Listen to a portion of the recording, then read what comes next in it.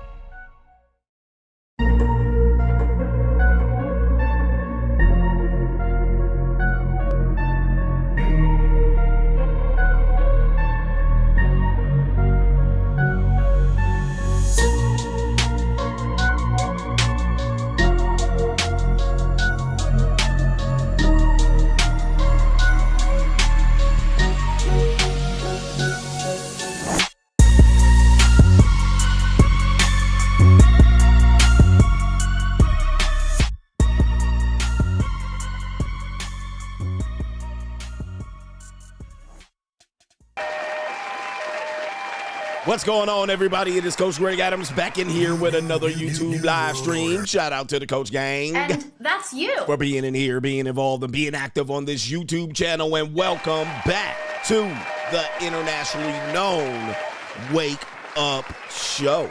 Part of the Free Agent Lifestyle podcast here on the Free Agent Lifestyle channel. You in here with the Bruce Wayne it is ish, the king of kings, the king of content, and the speaker of truth. Yours truly, the notorious one, aka Mr. Coachellini, better known as the prognosticator, Coach Stradamus. And you're in the Desert Storm bunker with none other than EWF. That is every woman's fantasy in the whole fucking show. I'm the CEO, Niggero, of Fixes Binds LLC, the unbinder, the undebatable, the undisputed best entertainment here on YouTube. You can call me Senor Gregorio Graybeard. The ladies love to call me Mr. Third Leg was Greg. just phenomenal. Also the man with one trabajo. That is the Mitch Slapper. You can call me the Anointed One. Acknowledge me. I'm the founding father of the After Pill, the junior college sociologist, the Morpheus of the mating matrix, the chocolatey Confucius, the Black Moses, the deliverer, also known as the man that walks in the spirit of Elijah. I'm the man with more nicknames than anyone in the game, but in case you forget those names, just call me CGA, that is See God, Allah, and I be the 14-time Monetized champion of YouTube. We got a great show for you today. We have several young ladies that have aired their business out here on the internet, and we're going to review it in the only way that the notorious one can review. We have this wonderful, beautiful, wonderful young lady that says, do decent men even exist? I've never met one. What do you think is going wrong? Right here. Oh, the humanity. All right, she's never met a decent man. All right, decent men do not exist. All right, take a look at this. And, for men, a lot of you guys would probably be happy to meet a woman like this.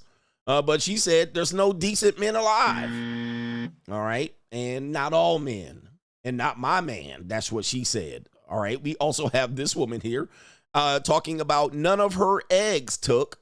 All right, this is the we talk about the single man epidemic. There's going to be a lonely single man epidemic. And I've talked about this being nothing but propaganda. It's propaganda. All right, there's going to be a lot of lonely men. I think there's going to be some men that figure out just going to go rent a woman out. They just wait for robots in the artificial womb. But more important than that, there's going to be more single women than there are single men. Now, are they going to be lonely? Well, yes, they're not going to be able to get the relationship that they want. They will get a man. They will settle for a man. We have a wonderful woman that said she married the That's You guy right here. This woman right here, and she said, and that's you. I had a good man, Yeah, but I didn't like him though. And that's you. All right, I didn't like him. So she ended up finding the guy. All right, I'm going to find a guy. They always going to find the silhouette guy. They're always going to say I'm going to marry a guy, but it's rarely ever going to be the guy they want. All right, and we're going to hear her testimony. So we're going to say, why do they do this? Why is this often the problem that we're having in this space for the last 15, 20 years? The realization of what we call the female reality epidemic. Okay, we have this woman right here that we're going to hear later on. She's crying all over the internet. Simp Wolf Whistle. Never, ever trust a woman crying on the internet. I mean, it's hard to even trust a woman that cries anyway. Okay, I can't trust a crying ass woman anyway. All right, but never trust a woman that goes out and records herself crying on the internet. That's a manipulative BI. All right, yes, indeed. It is a manipulative BI. You bitch. Yeah, bitch. All right, but she says she turned 40. And she's not where she wants to be in life, all right? Her life dreams have not come true. It is all Jermaine's fault. And whose fault is that? Jermaine's All right, what's going on? She's looking for answers, but we're going to find out where the answers really lie. We're going to unpack that past, all right? It's always in their past. The answer is always in their past. It's the one thing they want to hide. But they want to hide that past, all right? They want you to overlook the past. Don't look at my past, all right? Don't throw that in my face, but I guarantee you, if you look in her past, the answer's there. So we're going to break that down later on in the show. We also have Doom and Gloom CGA, the return of Doom and Gloom CGA after a week or so. We have Straggle and Sniggle Theater, the return of the 304. All right. We have Agree or Disagree. Agree or Disagree. We have a great segment, Agree or Disagree. And we have It's an Evil World We Live In. But to contribute to today's show, $ the Notorious CGA on the Cash App. It is Venmo, Coach Greg Adams TV. PayPal is paypal.me/Coach Greg Adams. And that is near the top of the description box on the Free Agent Lifestyle channel. And you can super chat by clicking the link on the top of the live chat on the Free Agent Lifestyle channel. CGA is back. And I'm happy to be back. Thank you for welcoming me back. And do me a favor. Just give me the likes. Don't pass the scroll. Mugga below. We need the mugga below. All right, we got some people that have contributed earlier in the day show, so we need to acknowledge these brothers and sisters. Acknowledge me. Okay. It is no government name says regarding you mentioning women playing the victim when they don't get their way. I know and have seen women who gather information on their male bosses to use as blackmail or a lawsuit if they ever feel wronged by them or the company that they work for. The sharpshooter CGA doesn't miss. Not at all. Not at all, guys. Even the girl you're with, she's got screenshots of conversations that you have. She has already done some investigation and gathered information to use against you should you break up with her. That's your girl. That's your girl. And this is, of course, this is how they protect themselves. This is how they protect themselves against an abuse. All right, but they already screenshotted information. They've already had conversation with you that they screenshotted, and they're going to potentially build a case against you. They're always building a case against you, which means, in effect, when they're with you, are they really with you? Now, they got 1 foot in and 1 foot out. All right, and so same thing in working relationships. They're all smiling in your face and everything's good. And then when they get that human resource exit meeting, guess what? If they got some information, they're going to use it. All right, and all of a sudden, we got a sexual harassment. All right, all of a sudden, we got a lawsuit. It is very rare that women don't do this. So you do have to mind your P's and Q's when you're dealing with them and be able to, because listen, I mean, I've recently had a woman do this, all right, or where she's completely investigated me. But of course, I needed to trust her and I needed to be with her. But of course, when it was time to break that shit off, here come all of the, hey, I know about this and I think I know about that and this and that, blackmail, revenge. So revenge is always setting the table. She's always setting the table for some revenge. And it's a reality. It's a reality that we need to teach men. And there's levels to this shit. Some women are entry level with it. Some women are entry level. Some women ain't got a case at all. Some people got a case. This is why we tell you, do not share information with these people. Just because you're fucking them and you got feelings for them and you're in love, do not discuss your personal business with them or don't give them too much information. Don't tell them that you stole from Radio Shack in the 11th grade. All right. And the case got expunged because she'll dig that shit up. But you got to understand, okay? All right? So you got to understand this is part of many relationships. So some women are entry level with it. Some women are basic. Some women aren't as vengeful. Some women are on level 10. All right, they're very much setting you up. But of course, they're letting you lay in that vagina. So watch out for this if you do hire women. We've seen this in the case of, we've seen this in many cases. Soulja Boy was a case of this.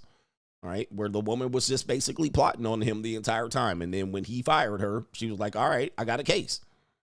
No government name, since the NWO makes it so that men own nothing, not even video, or they own nothing, not even video games, and they're going to be happy. And the jellyback tradcons allow, it says, how would you get Gen Z men to not just care about themselves and be free agents? They didn't start the fire. We're going to hear about that in Doom and Gloom, all right? Because people are really to the point where they know they're up shit's creek, right? They own nothing. Okay, you own nothing. You don't own your music catalog. You don't own anything. You don't own your movies on iMovies, Apple TV, right? Right? We don't own anything. You watch Netflix. You don't own any of those movies. We used to own those movies. We used to own them. Go buy the VHS or the DVD. We used to have it. You don't have a record collection. It's all been digitized, so you don't have anything that you own. Even your own home, you don't own in many cases if you have not paid it off. Even when you paid it off, you don't own it. You don't own your cars. The cars own you. So it's a reality, and it gives people a sense of a lack of control. You don't even own your careers. You don't even have a career. All right. So a lot of people are having to adapt. And some people are perishing behind this. They're perishing behind this. So yeah, you will own nothing. We just simply don't have anything. Even the clothes you buy. These clothes are fast fashion, they call it. Fast fashion. Temu, any of these little stores you go to, TJ Maxx, Ross, Old Navy. This is just fast fashion. It's trash clothes. These clothes are just seasonal clothes made out of cheap garment. They're not cut, tailor-made to fit anybody. They're square cut clothes that, $5 jeans that people be holding on to for eight years. And them shits is trash. Not to mention, okay, they don't really look good on you. They don't allow you to actually exhibit any creativity, all right, because it's cheap. So, yeah. And then you go to outlets acting like you're getting a discount on clothes that was once marked up.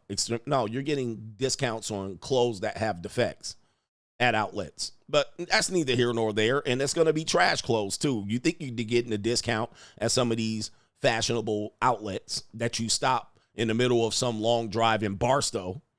All right, and you think you're getting a deal. New world order. Wear them shits 2 or 3 times, wash them and dry them, and see what happens. All right. All right, you're gonna get 15 wears tops.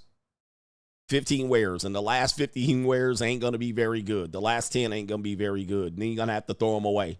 All right, but that's neither here nor there. New world order. You don't own your video games, nothing. All right, you don't own your video games, not a damn thing, bro. But anyway, enough about that. All right, listen. New world order. All right, shout out to our brother. It is our brother, Roderick G. Hey, coach, we had a mass shooting here in Chicago in which 12 people were wounded, 3 were deleted, and most were women. Oh, no. The overnight and the early morning hours are demon time, and this is for young women. As stated in yesterday's stream, you don't miss. Give yourself the Roman Reigns. What were they out there doing? Acknowledge me. What were those young ladies out there doing? In the streets. All right, Chicago back at it again. All right, a mass shooting. Was it a white person? All right, let me see here. Mass shooting in Chicago. 4 dead. You said 3, but I guess they updated it to 4. This is River North mass drive-by shooting. All right, that sounds like ninjas. All right, white people don't drive by. They just step on out there in a trench coat. All right, so there's a bar and lounge there. Artist Restaurant and Lounge. Thursday morning, there's a release party for a Chicago rapper named Mellow Bucks. The club was closing when the shooting happened, so that's around 2 or 3 in the morning, and most of the victims are women.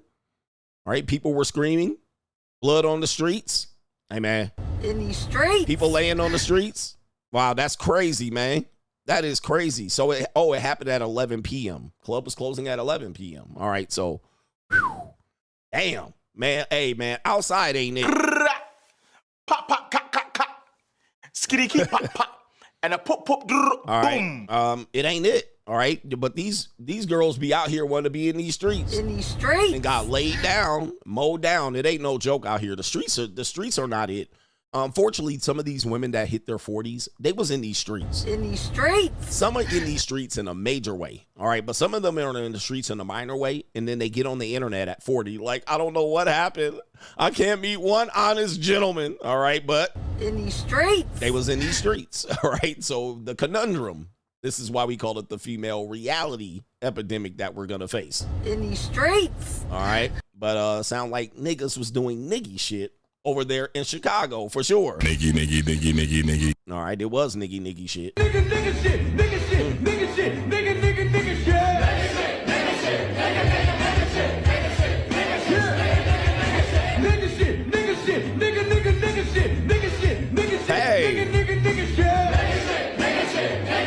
All right, man, stay in the house, bro.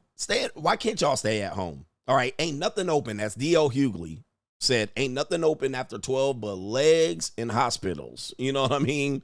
Legs in hospitals, which is good. Sometimes, I've given up on having, this late night intimacy. I don't chase punani. I just basically make it purr. All right, lay down, lay your head on my pillow. And then just, you know what I mean? And if we could be done by 10:30, 11, I'm good. All right, I'm not about to be outside with these niggas. All right. Crazy ass niggas. Ain't nobody out there but knuckleheads and pookies and drug dealers and rappers, SoundCloud rappers. You know what I mean? And anyway, James Spence says, welcome back, coach. I'm glad to be back. Are we glad to be back in the Desert Storm bunker? Love it. Loving it. Crack houses and trap houses and crack houses are open. All right. They got to move. They got to move it somehow. All right. It's crazy. Shout out to those people. But I just stay in the crib, man. You pay all that money. Just stay at home. Yeah. But it's fun. You're missing it. Oh, there's a commentary that I want to talk about. Maybe I'll talk about it later. Somebody remind me. I want to talk about this specific commentary related to a post by Benzino. You heard of Benzino. He was a rapper back in the day. I cannot name one song that he's ever rapped, though. I know he had a one-hit wonder type thing.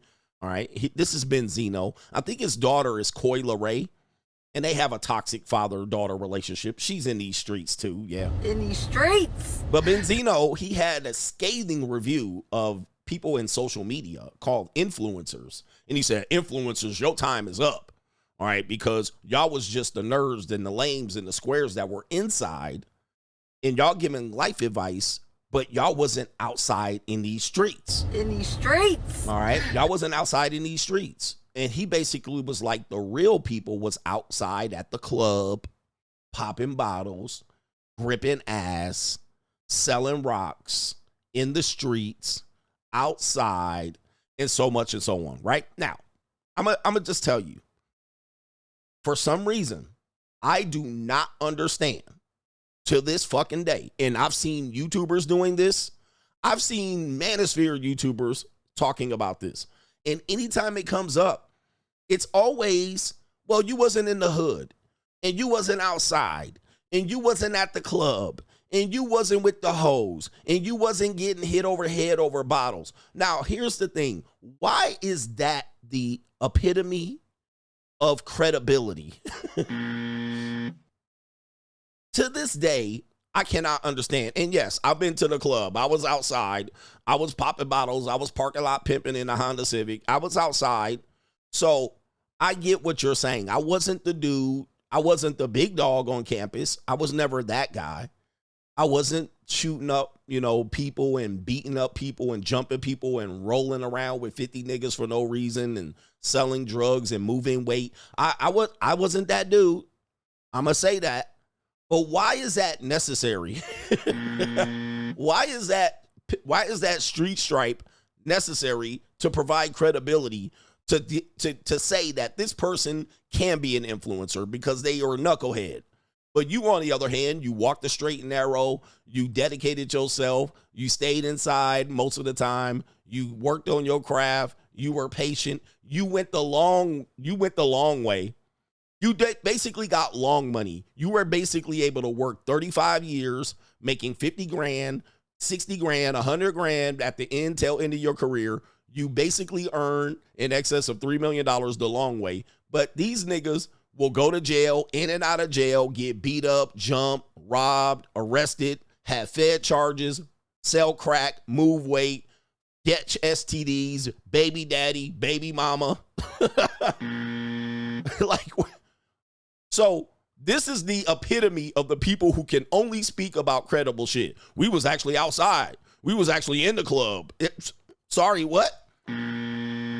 This should stop. We need to stop that from being the epitome of a man, epitome of success, epitome of being, I was that guy. This needs to stop because this particular mindset is why the men are in this position that they're in, because many times these are the biggest simps. You don't need to go to jail. You don't need to be out here having strag baby mamas and shit. You don't need that. You don't need that to be able to say, I'm credible. You don't need that. You don't need to have gone to jail. You don't need to have made risky decisions related to crime. Right? You don't need to do that. You don't have to be organized in a gang. You don't need to be that. All right, but that's all they had. And now all of a sudden, yeah, all right, you got to be that in order to be. So he's offended that the influencers have found a way to jump over the studio gangsters or the gangsters that became gangsters and they rapped about it. Like, we've been able to jump over them and to be able to influence people in a way that he can't do because it requires consistency. It requires you to be able to get up every day and do the podcast at the same time every day. You can't do that. Why? Because you're too busy recovering from being out at the club at 50 years old. Still doing the same shit. All right? Still doing the same shit. You can't be consistent. You're mad people getting views and they're gaining an audience, and you're sitting there and you can't consistently do it. You could just, I'm going to just pop up here and do it. And then it's not consistent. You ain't making a bag. It is what it is. Anyway, enough about that ish. Let's get on with this part of the show. Doom and Gloom CGA returns.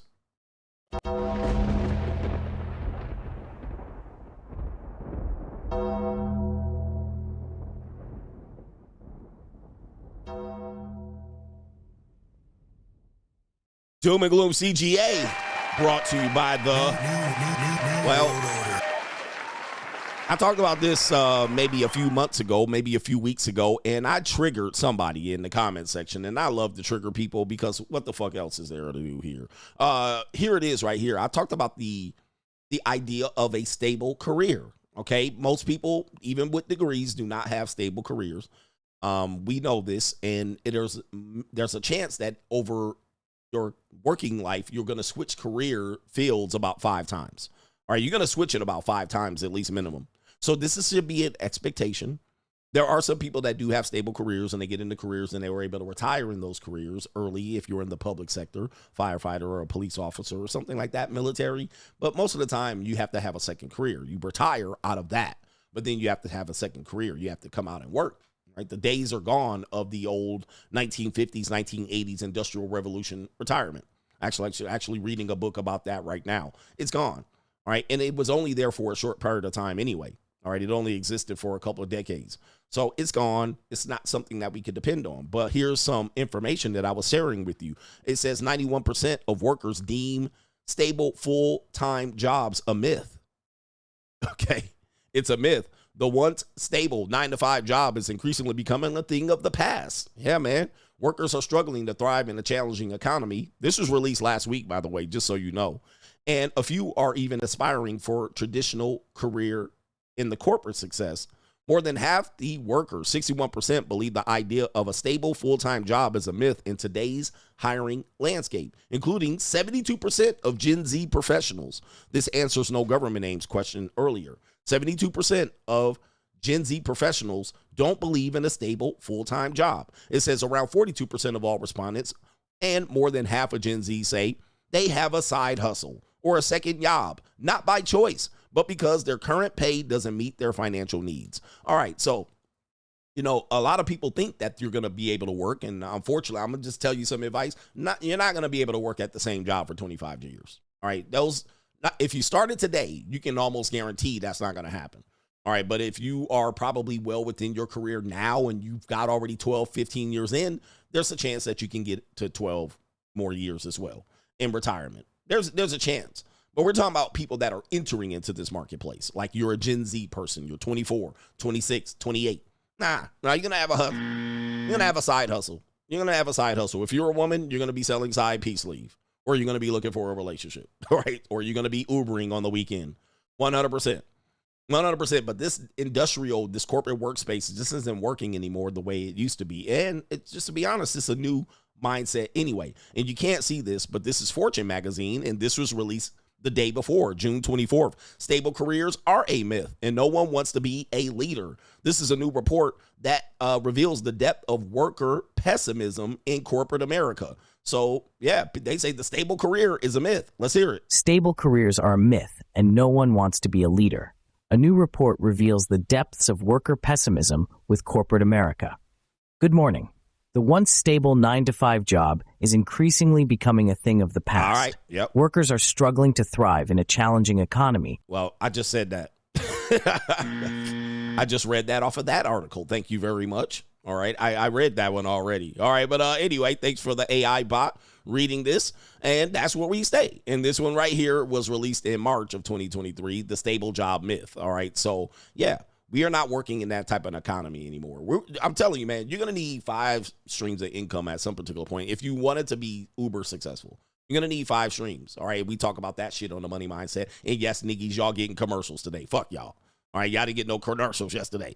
All right, but you're going to need mass side hustle. So if you're struggling just to get the one solid, stable job of like that, well, yeah, I mean, it's a struggle. We're going to make sure that you can understand how to get to that mindset. All right, but if you're then trying to think that one job is going to be able to support you 100%, nah, and it's not going to be. It's not going to be. You're not going to just be able to sit up in the air conditioning office and just fire off emails and then think you're going to have work-life balance after that. You might for a little bit, you know what I mean? When you're 25, you get the job, 25 to 27, you might be able to survive that. If you miss the window to be able to get a mate or a spouse or a partner, a marriage, you miss that window, you're going to be living with roommates down the line. All right. You're going to be living with roommates. Just say you're one of the few women that are out here buying houses. Them houses are going to get foreclosed on if you depend on these old mindsets. It's an old mindset. And I do want to read this one right here. It says, adapt or die. In the era of employment fluidity, our natural ability to respond to our changing environment allows us to succeed. You must be aware of making the necessary adjustments. Start with the mindset that you are a free agent. Interesting right there. You're a free agent. All right. By promoting yourself and making yourself more valuable as to your employer and potential future opportunities, you may find yourself in a better position with a higher salary. Another tip is to become an expert in the next wave of technology, which is going to be AI. As we continue to evolve as a civilization, stay current on the latest technology trends. This can only help, so get after it. This is an article here. It said adapt or die. All right, so it's going along the lines that we talked about here. I know even people say, hey, listen, CGA, social media is not a stable career. Yeah, I never said it was, bro. But listen, there's people that have been doing it for 20 years. And, of course, if I get 20 years out of this, I will be truly blessed. I am almost on year 8. I'm on year 8 of doing this, definitely. So, listen, all right, people want me to end. Hey, man, if I get 8 years out of it, that's 8 years that I've got out of this career that you probably haven't got out of yours. Yeah, man, that's where we're at. But that's Doom and Gloom CGA. Oh, I do have one more thing to add right here. This is from last week. Breaking news.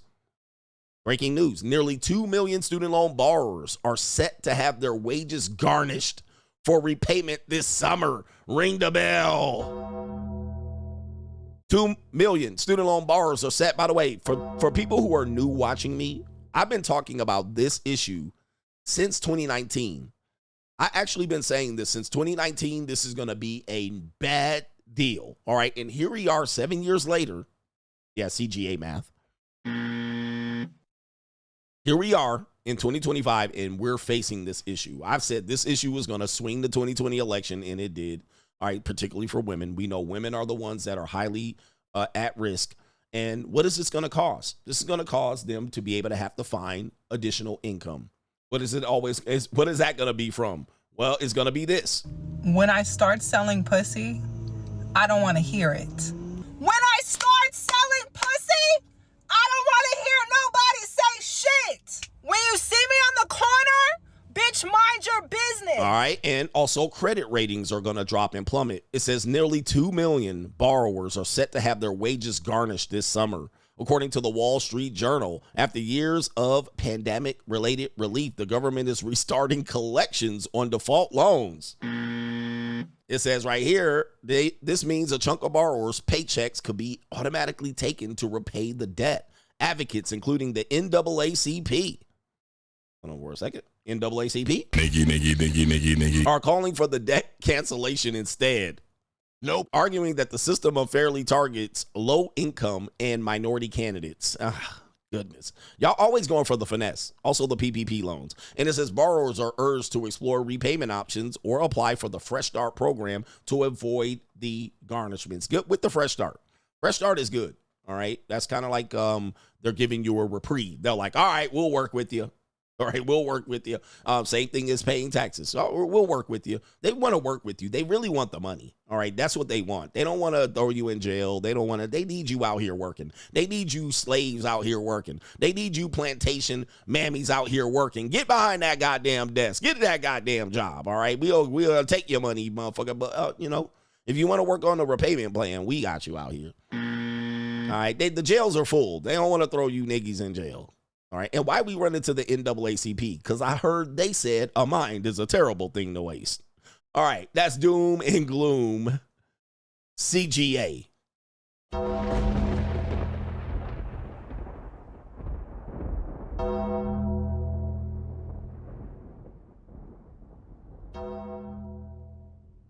Well, that actually was the United Negro College Fund, but them NAACP niggies and the United Negro College Fund told you niggies that they can never take away your education. They can never take away your dignity. They can never take away your education. And they made you monkey ass niggies go to college. All right. Now, you're also talking about me. I went to college. All right. So I'm one of these guys. I wasn't outside. All right. I don't have street stripes. All right. But I have a master's degree. That makes me your master. But at the same time, they told you niggies to go to school. But what did y'all do? Y'all fucked around and took the easy major and you took out student loan debt. It wasn't their fault. I mean, what did they they told you? They told you to go to school. You'll make more money if you go to school. All right, but it's true. Still to this day, that's true. All right, but of course, they didn't tell you to pick a good major like STEM.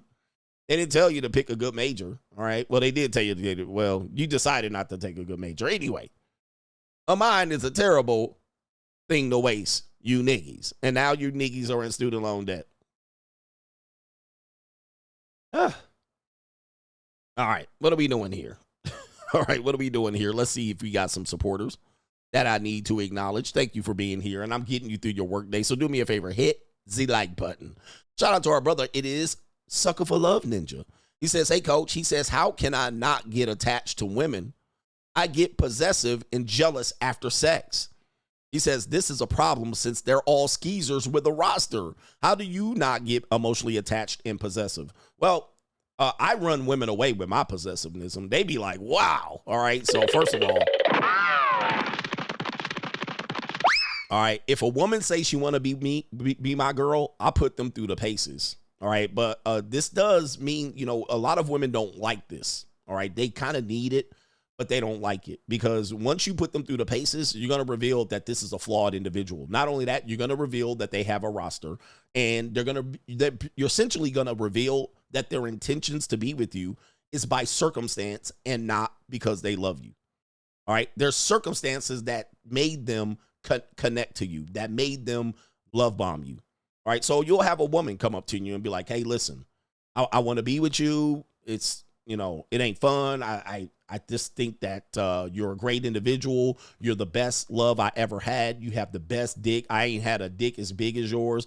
I nut on you every time we fuck. I think about you all the time. All right, I pray to the lucky heavens like Sierra that you're the guy.